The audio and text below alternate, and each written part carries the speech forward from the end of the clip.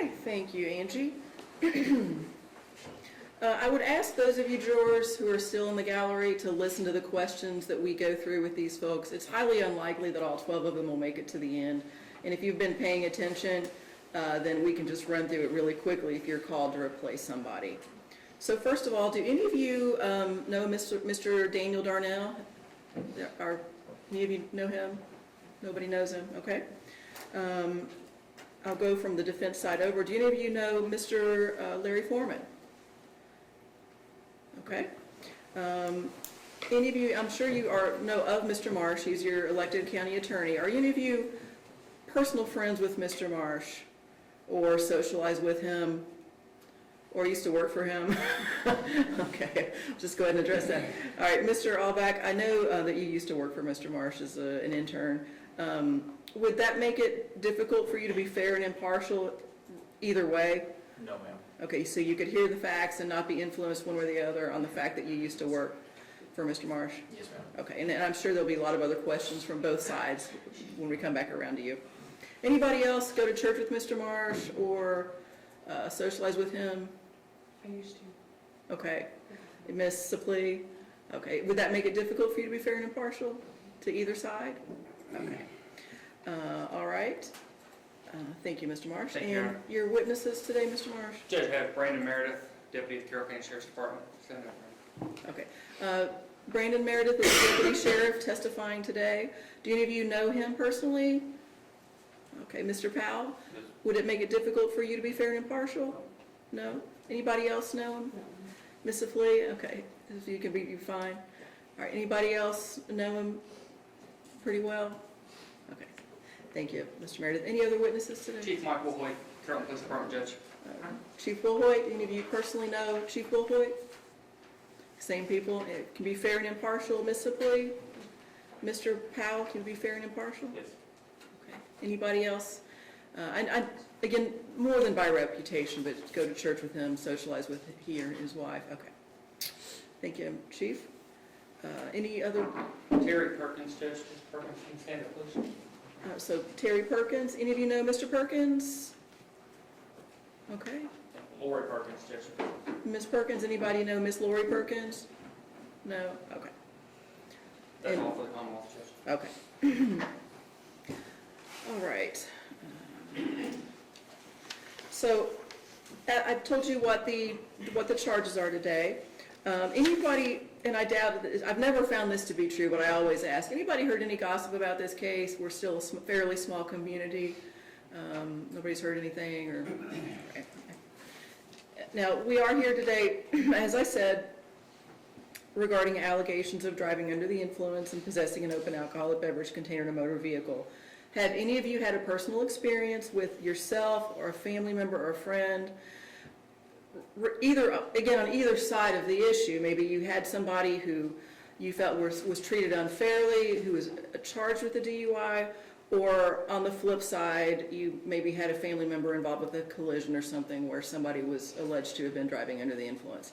Anybody have strong emotions around this issue that you think would make it difficult for you to hear this case fairly and impartially? And, okay, Ms. Ross? Yes, ma'am. Okay. You think it would be, okay, are your issues, did you have a family member charged with DUI? I come from a long line of bikers, and I don't believe you should drink and drive, and I'm biased, I'll just be honest. Okay, so... I think you should lock away the key, because people's lives are at stake, so... Okay. I don't think I'm fit for this. I'd love to be in the jury pool in the future, but... Okay. Well, the question really is, can you follow the law? Because the law is, and you will hear all about it later, not necessarily, it's not outright against the law to drive after you've had a drink. I guess it's just going to be a base of evidence, so I guess I could be fair, but I feel like I'm biased, but I could be here if you need me to be here. It's what you feel. Okay. I'm going to let counsel further explore Ms. Ross's issues at your stages, and then we'll discuss the appropriateness or any issues as we go along.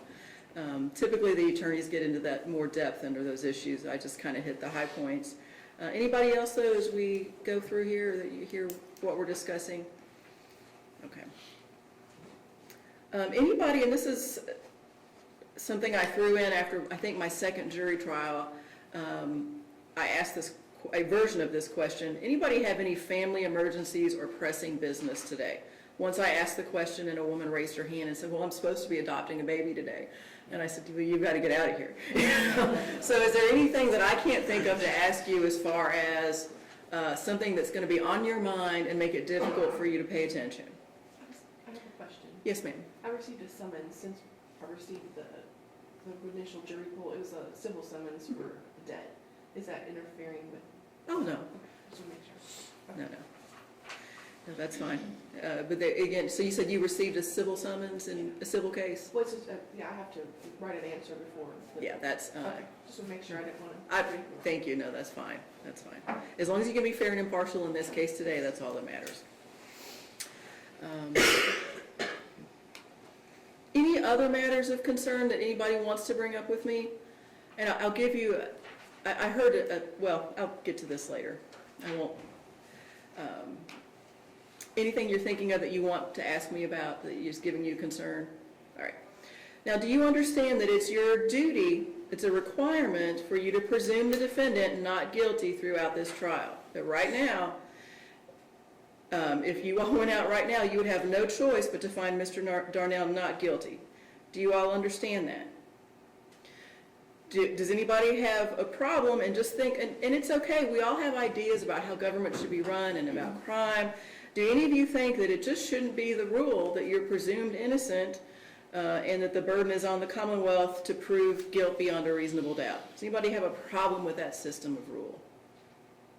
Okay? So, and again, I touched on it. The flip side is that the burden is on the Commonwealth to prove guilt beyond a reasonable doubt as to each element of the alleged offense to justify a finding of guilt. You all okay with that? Can you all do that? Okay. Do you all understand, and again, I've hinted at this, despite any prejudices, ideas, or beliefs, you must render a verdict only on the evidence presented in the law as I explain it to you. And what I mean is, when I say evidence, I mean words you hear from sworn witnesses in this box, or any evidence that is submitted in the form of something admitted into evidence that you would then get to take back to the jury with you. Those are the only things that make up evidence. Now, I love to watch trials. I just do, always have. And I enjoy watching attorneys perform. And there will likely, the most interesting parts will be what Mr. Marsh and Mr. Forman say in opening and closing in all probability. But that's not evidence. So do you all understand, and can you agree with me that the evidence that you're to consider is only what you hear from this box or what's admitted into evidence? Everybody okay with that? Okay. Then at this time, I'm going to go ahead. I will come back around one more time before we're completely finished, but I'm going to go ahead and let the attorneys ask you some questions. First, Mr. Marsh. Thank you, Your Honor. Good morning, ladies and gentlemen. As Judge said, you're going to hear from several witnesses today. One of the main witnesses is Deputy Brandon Meredith. Now, I always ask my questions in the terms of if you've ever had a family member or a friend, because I don't want to get too personal, and that's not the purpose here today. But have you ever had a family member or friend that has had any interaction with Deputy Meredith in his course as the Deputy Sheriff here in Carroll County? No? Have any of you had any family members or friends that have had interactions with the Carroll County Sheriff's Department that might cause you to trust more the evidence that you're about to hear from them or not trust them? All right. As Judge indicated, this is a DUI case. Okay? And one of the points that the Commonwealth has to prove is that Mr. Darnell was under the influence. Now, I know we've all had that family member or friend that we've been to social gatherings with, maybe birthday parties, Christmas parties, things like that, that maybe we thought they just had a little bit too much to drink. You ever had that person in your life? You've been around, seen people, maybe seen people on TV? Well, tell me, What made you think maybe they had too much to drink? Anybody have any ideas? What do you look for when you think somebody may have had too much to drink or not to themselves? Goofy actions. Goofy actions? Talking too much. Talk too much? Slurred speech. Slurred speech? Their level of morale. Okay. Level of morale? Maybe their ability to make wise judgments? Yes, sir. Okay. What about their smell? Have you ever maybe walked up to somebody or been out in public around somebody and you just smell alcohol on their person? Does that make you think maybe they're drinking? Maybe they're under the influence?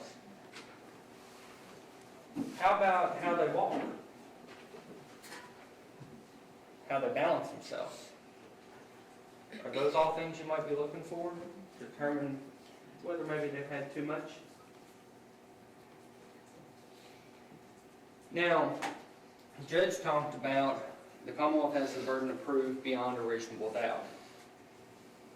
Well, there's different ways you can prove that, right? Now, if we were, have you ever heard the term circumstantial evidence? Anybody ever heard that?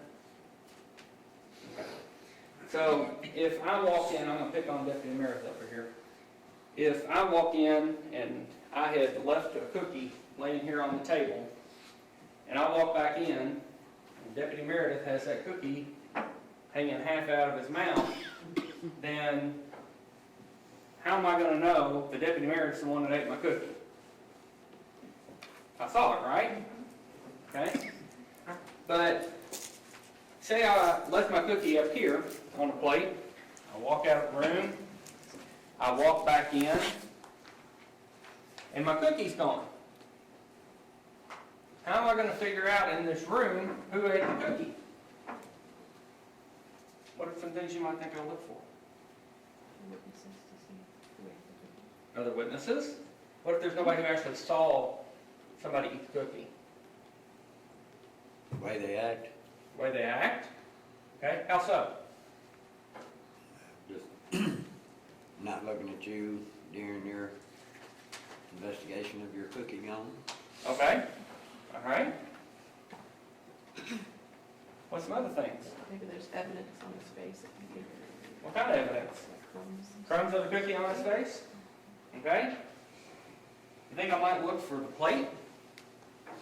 What if the plate's sitting right in front of Deputy Meredith? Think that's evidence he ate my cookie? Probably, right? I can put all these things together and determine probably who ate my cookie, right? Okay? What if I ask him, come here, I want to smell your breath. See if I smell my cookie on his breath. You think that might be a clue to whether he ate the cookie?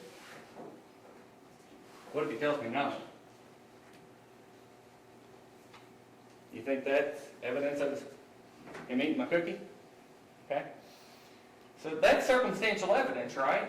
I didn't actually see him eat the cookie, but I used other clues to figure out who ate the cookie, right? Do you think that it's fair to use circumstantial evidence to prove who did something? Do you have any problem doing that? Okay. As Judge said, is there anybody has any other reason you think you can't sit here other than what we've already talked about? Now I'll ask you the question this way. Is there a question on your mind right now that you were wishing I would ask you so you could answer it? What? All right. Thank you, ladies and gentlemen. Judge, I panel. Mr. Forman? Thank you, Your Honor. Mr. Marsh? Thank you, sir. Good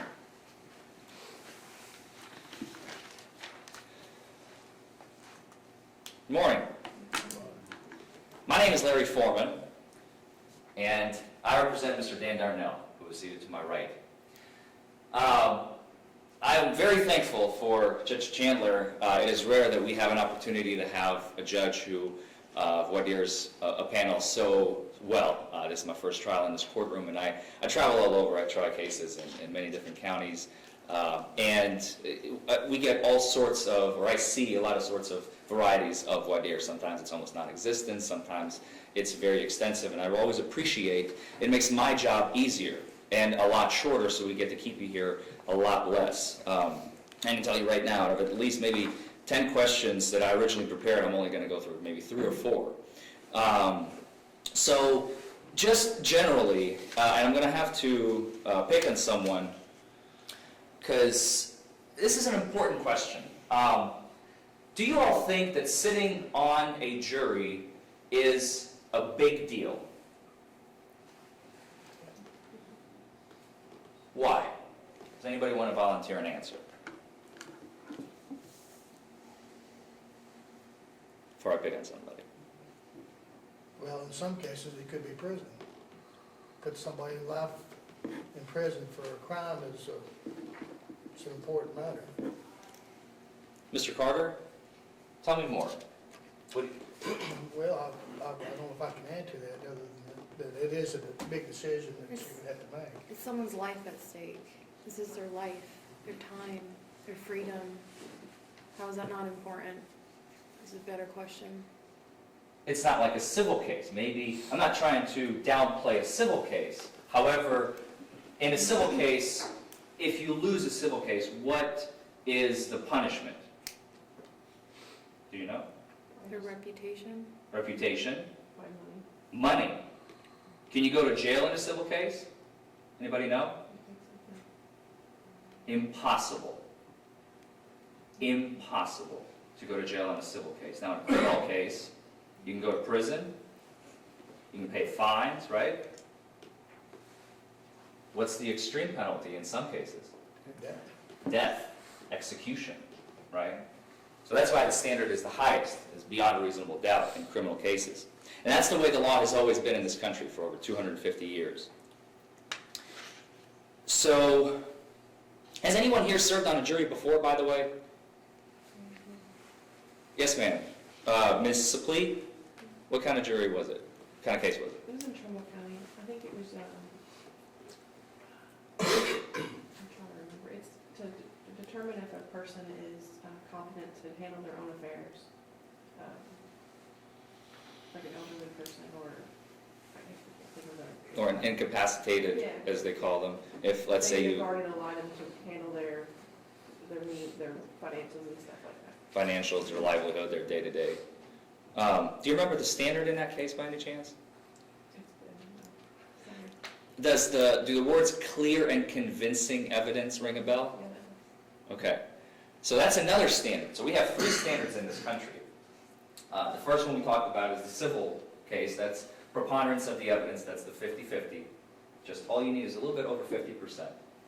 In order to determine whether someone is competent, whether they're elderly, maybe they are have always been mentally incapacitated or have become mentally incapacitated because potentially of an accident or a blow to the head, anything like that, that standard is clear and convincing. That's the next threshold.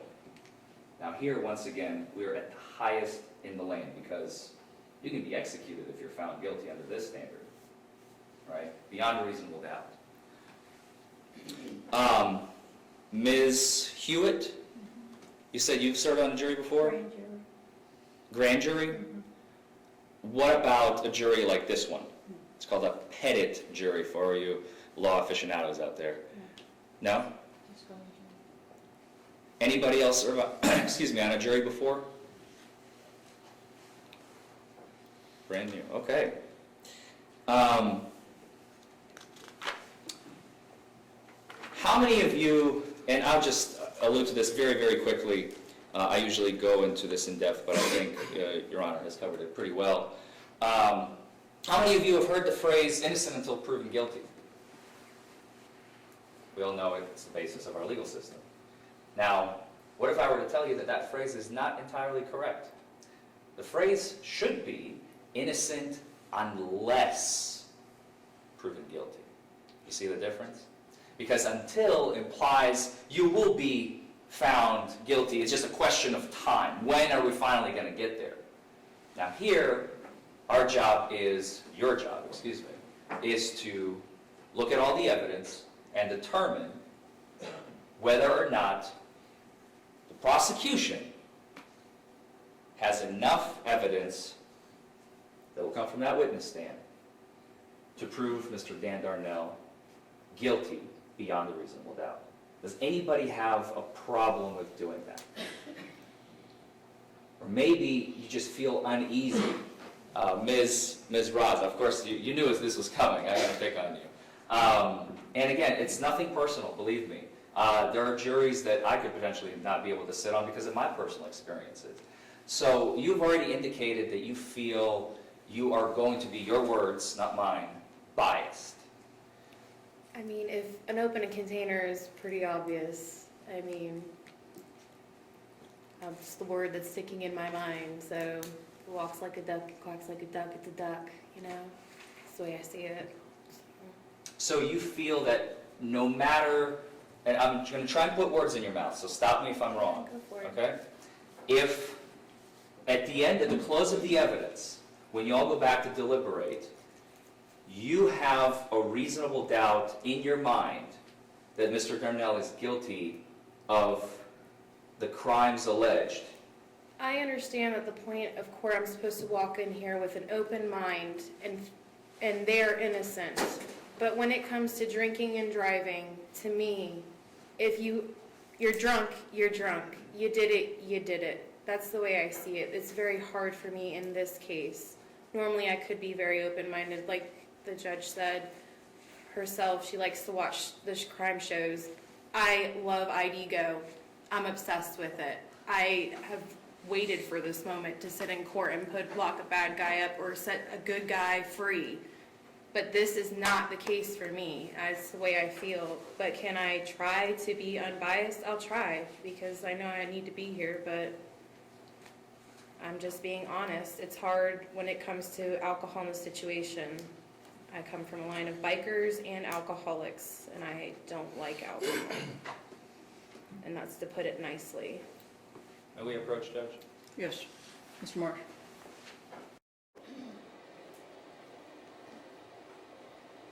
Move to challenge for cause. Response. Judge already checked. I think she has the right to bring her life experiences into the table. She didn't say she can't look at the evidence and judge whether or not he did it or not. She just said that if he did it, it's wrong, which that is true. If he did it, it's illegal. She didn't quite say it that way. It sounded like, it's close, but I'm gonna excuse her for cause. Yes, ma'am. Understood. Thank you, ma'am. Ms. Ross, thank you so much for your candor. It's candor like this that makes this process theoretically work. So I am going to excuse you today. Again, there's no reflection on you, and we'll have this discussion another day, I'm sure. But you are excused, and you can go next door to get your excuse from work, whatever you need. Thank you, ma'am. And if the clerk would call someone else to replace Ms. Ross. May I? Oh, yes, ma'am. Do I record next Tuesday as well and Wednesday? Or Tuesday and Wednesday? Call the night before. Thank you, ma'am. Thank you. Thank you, Ms. Ross. You too. Oh, I'm sorry, I thought it was next door. I was wrong. Pardon? Okay.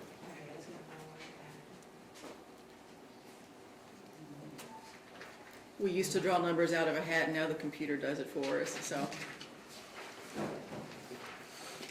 James McIntyre, 273.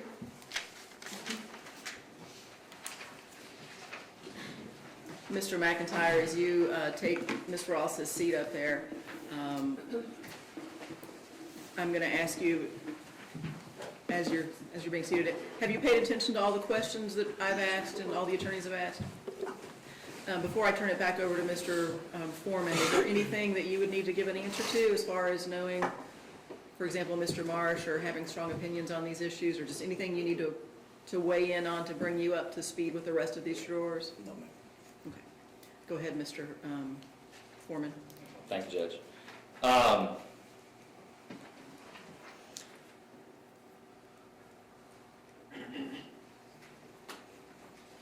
So I'll just end on this. I really have one last question. Well, it's a two-part question. What is the prosecution's job here today? Does anybody want to tell me? To prove beyond a reasonable doubt that he's guilty. Bingo. Does anybody disagree? Easy, right? What is my job? Sorry? Prove he didn't do it. To prove he didn't do it. Now, can anyone tell me why Ms. Hewitt is wrong? It's on them, it's on us, not on you. Yes, ma'am. Yes, sir. You just have to create a reasonable doubt. Create. What does that mean?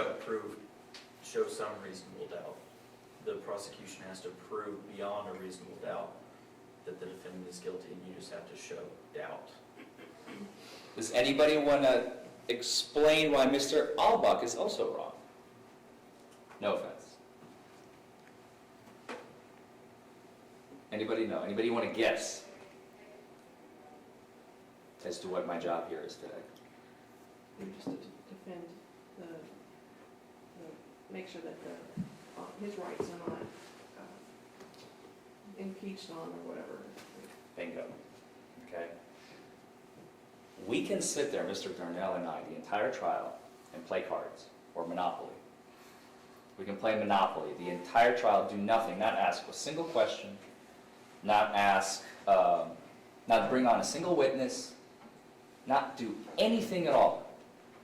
Just let the prosecution bring in witness after witness after witness after witness. And if by the close of the case, they have not proven their case beyond a reasonable doubt, what must your verdict be? Guilty. Sorry? Not guilty. Not guilty, right? Does anybody have a problem with that? Does anybody feel that, you know what, Mr. Forman, I don't like this. I don't like you. I don't like the way your client looks. I don't want you to be putting on a case. I want to see some action here. And without it, I can't be fair on this case. I don't feel this is right. Does anybody feel that way? Just be honest.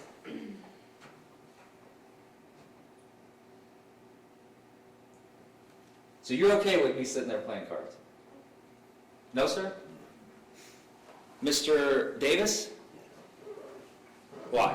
Because you gotta show us that you're trying to defend that man and to dissuade us not to listen to him. Tell me more. I'm confused. Well, we're to believe in the facts and the evidence. But if you're not given none, then we're gonna go towards him. Fair. So you're saying it's not so much that you don't, how should I put this? It's not that you're simply going to be disappointed, is what I'm hearing you say. You're not going to hold it against me. Right, but if I still believe he done it or he didn't do it, I'm still gonna go, you know. Sure. If the evidence has shown as such, right? That's fair. All right. That's all I have, Judge. Thank you all. Thank you, Mr. Forman. Okay, I said I would come back and ask one last question. And first of all, let me apologize, I've got a cough drop in my mouth. When I woke up at 4 this morning, I thought my throat was so closed I wasn't sure I was going to be able to speak, which would have been a problem. So thankfully, I'm here speaking. But normally I wouldn't be sucking on a mint or something while I'm talking to you all. That being said, this is when I come back and I ask one last question. And I sometimes preface it by saying, this is your last chance to get kicked off. So anything you want to add, this is your time to do it. Have any of you sat there and thought of something that you need to tell me or Mr. Marsh or Mr. Forman before we go forward? You've thought of something while we've all been talking, just one more thing that you need for us to know. Okay. All right then. So Mr. Forman, you accept the panel? If we could have 5 moments. Oh, no, I mean, Oh. you're done with voir dire. Yes, I am. Yeah, and same, Mr. Marsh? Yes, Okay. ma'am. Sorry about that. Sorry, Judge. No, you're fine. Okay. So we're going to take a 5-minute recess and let attorneys confer about the panel. The way the process is set up is each of them has the opportunity to use what we call strikes, 3 strikes to eliminate, each of them gets to eliminate 3 of you to get down to a jury of 6. I'm going to tell you on the front end that I have seen attorneys not use even one of their strikes if they thought they were good with everybody. So don't assume that somebody kicked you off if you don't wind up being chosen, because it could possibly be random. That being said, we'll take a 5-minute recess now and let everybody confer. You're welcome to go out, use the bathroom. And I know the sign says no drinks, but